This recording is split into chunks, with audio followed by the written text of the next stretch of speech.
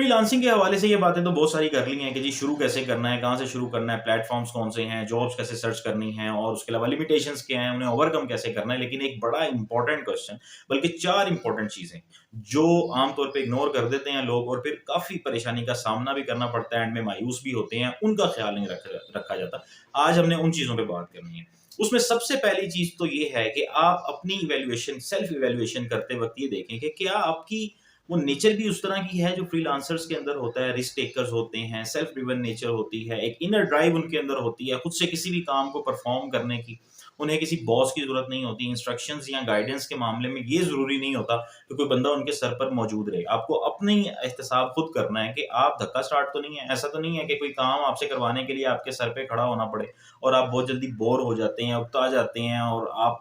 आपको लोगों की ज़रूरत है, बहुत ज़्यादा सोशल हैं, लोगों के बीच में बैठ के ही आप सिर्फ़ काम कर सकते हैं, अकेले बैठ के या रातों को जाग के और इस तरह से आप काम नहीं कर सकते। तो ये एक इतनी बड़ी लिमिटेशन है, ये चीज़ आपको कभी भी एक सक्सेसफुल फ्रीलांसर नहीं बनने देगी। बहुत जल्दी आप उकता जाएँगे, अगर आपको काम मिल भी जाएगा तो आप उकता जाएँगे अकेले बैठ के काम करने से। तो आपने सबसे पहले अपने आप से ये पूछना है कि क्या मैं ये कर सकता हूँ या नहीं कर सकता? अच्छा, जब आप ये चीज़ अपने आप से पूछते हैं, तो उसके जवाब में आपको दोनों तरह के जवाबात आपके सामने आ जाते हैं। कुछ पॉज़िटिव चीज़ें आपके सामने आती हैं, जिनसे आपको लगता है कि हाँ, मैं ये चीज़ कर सकता हूँ और कुछ नेगेटिव चीज़ें, कुछ लिमिटेशंस आपके सामने आती हैं। यहाँ पर आपने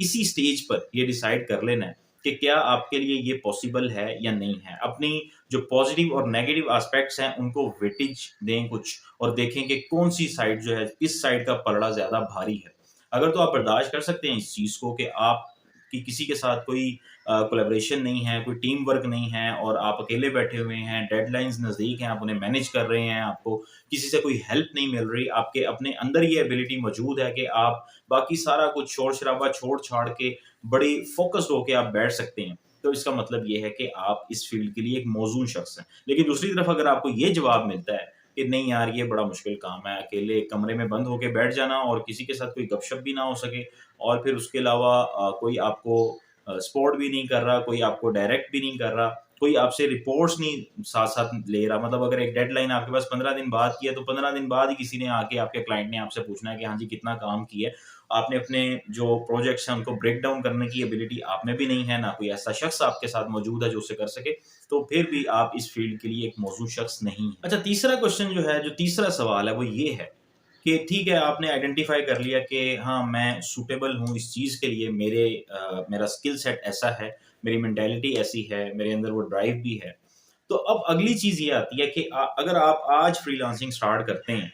तो 2, 3, 4, 5 सालों बाद आपकी प्रेफ़रेंसेस क्या होंगी? क्या प्रायोरिटीज़ होंगी आपकी? क्या ऐसा तो नहीं है कि आप सिर्फ़ वक़्ती तौर पर जो एक आपको वो नज़र आ रहा है कि जी हर दूसरा बंदा बात कर रहा है कि मेरा कोई बॉस नहीं है, मैं बड़े आराम से इतने पैसे कमा रहा हूँ। ये 2-3 तरह के लालची होते हैं जो हमारे ज़हन में, दिल में घर कर जाते हैं और फिर हम कुछ भी और नहीं सोचते, हम कहते हैं बस मैंने भी यही काम करना है। तो ऐसा तो नहीं है कि आप किसी वक़्त में जाके आपको ये रियलाइज़ हो कि यार मैंने तो डिग्री ये वाली की थी, मैंने तो ये सोचकर मैं तो उस पोज़ीशन पे जाना चाहता था, मेरा करियर पाथ तो ये होना चाहिए था, मैं तो मेरी ड्रीम जॉब तो ये थी और किसी कंपनी के बारे में आप सोचें और ये वो सब कुछ। वो 3, 4, 5 सालों बाद अगर तो तब जाके ऐसा सोचना है, तो बेहतर यही है कि आप अपनी ड्रीम जॉब को, अपनी फ़ेवरेट कंपनी को और अपने करियर पाथ को, जो आपका प्राइमरी करियर पाथ है, जिससे रिलेटेड आपके पास डिग्री भी मौजूद है और जिसके लिए आपने जॉब हंटिंग भी की है, आप उसको फ़ोकस करें और फ्रीलांसिंग को एक पार्ट टाइम एक्टिविटी के तौर पर छोड़ दें। और अगर आप इस चीज़ पर कन्विंस्ड हो जाते हैं कि नहीं जी, मेरा यही करियर पाथ है, मैंने इसी में ग्रो करना है,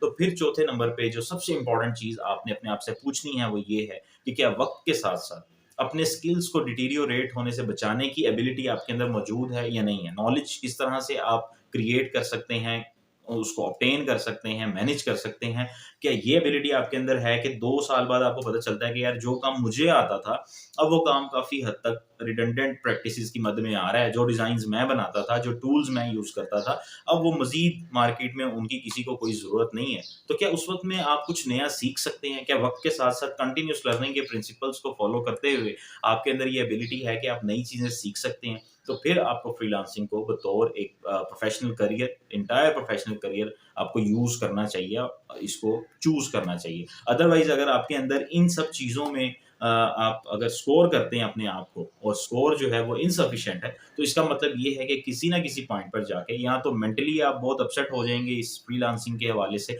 या फिर रियलिस्टिकली सिचुएशन ऐसी बन जाएगी कि आपको आपकी आपकी ग्रोथ कंप्रोमाइज़ होगी, आपको काम नहीं मिलेगा, आपकी जो सर्विसेज़ होंगी वो लोगों को चाहिए नहीं होंगी, नए स्किल्स आप डेवलप नहीं कर रहे होंगे, तो फिर उस वक़्त में आप पछताएँगे। इससे बेहतर यही है कि इसी पॉइंट पर इन 4 चीज़ों के बारे में अपने आप को क्लियर करें और फिर फ्रीलांसिंग को एक बिगिनर के तौर पर जॉइन करने की कोशिश करें।